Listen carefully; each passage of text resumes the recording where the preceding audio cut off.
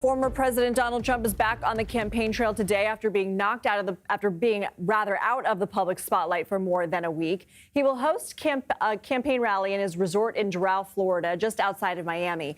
And he's expected to be joined by Senator Marco Rubio, who is one of the people on his short list for vice president.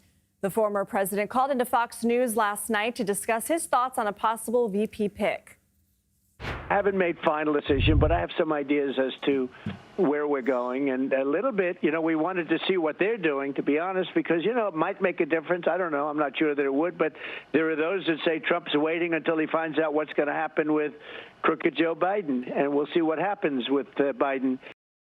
Let's bring in CBS News campaign reporter Olivia Rinaldi in Miami. So who does the former president have on his VP shortlist? And any inkling of when we're going to hear his announcement? Yeah, Lindsay, it's the question I keep being asked.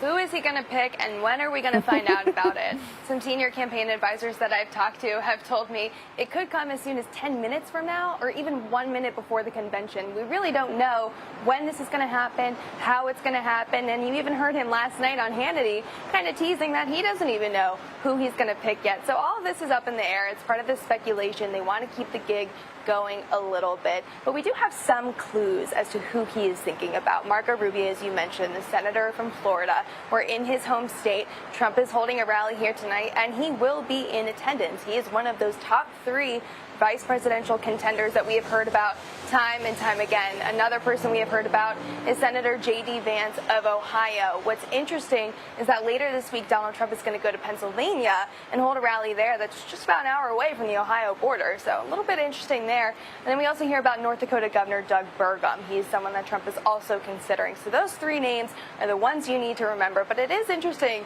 that Senator Rubio will be here today in Florida with the former president, as we are expected to be just days away from this major announcement. The Republican National Committee adopted a new party platform similar to the former president's that opposes a federal abortion ban. How significant is this, and what else stood out to you in the platform? I mean, this is a perfect example of Trump's hold on the party. Never forget that when Donald Trump clinched the nomination, the Republican National Committee and the Trump campaign really became symbiotic. They started working together, and members of his top campaign staff went over to the RNC. So it's only natural that the party platform is now going to, reflect what Donald Trump really thinks about, issues like abortion. And we know that Trump's stance on abortion has 3 exceptions, and that's rape, incest, and life of the mother. Those are things that he has repeated. And more importantly, he says that now abortion restrictions are up to the states. This is key. The reason why this is so important is because Democrats have continually said that if Donald Trump were reelected, he would input a national abortion ban. Trump has said time again he has no interest in doing that, and that it's up to the states.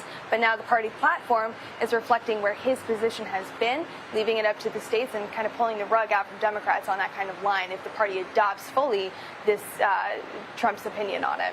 We're hearing more about Project 2025. It's a multi-pronged initiative by a conservative group aimed at essentially laying out a blueprint for the next Republican president. What is this? Why is it causing controversy? And how is the former president reacting? Yeah, it is interesting. Project 2025 is something that was started by the Heritage Foundation. And really what it is it's a set of policies and a set of personnel that have been vetted, lawyered through, so that if Donald Trump is reelected on day 1, he gets into the Oval Office and he can just sign a slate of executive orders that, reflect a conservative agenda and hire a bunch of people that also reflect that conservative agenda. As somewhere along the way, this kind of rolled out of control and it became known as Donald Trump's agenda were he to be back in office. And if you know anything about Donald Trump, he sets his own agenda. So after a while of hearing Democrats talking about Project 2025, and the Biden campaign has really seized on this, making sure that Americans know about it and some of the policy points that are in it, Donald Trump came out on Truth Social and said he has nothing to do with them, he has no idea what they are, and fully denouncing them. But, we'll see come November, December, and January if some of these policy decisions start making their way into what could potentially be a potential second Trump administration if he were to win the election in November. Olivia Rinaldi, thank you.